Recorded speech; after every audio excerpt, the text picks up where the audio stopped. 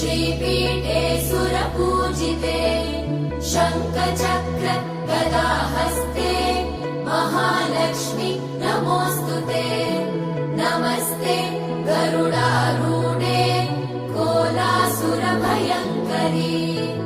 सर्वपाप हरे देवी महालक्ष्मी नमोऽस्तुते महादेव्यै च विद्महे विष्णुपत्नी च धीमहि तन्नो लक्ष्मी प्रचोदयात्।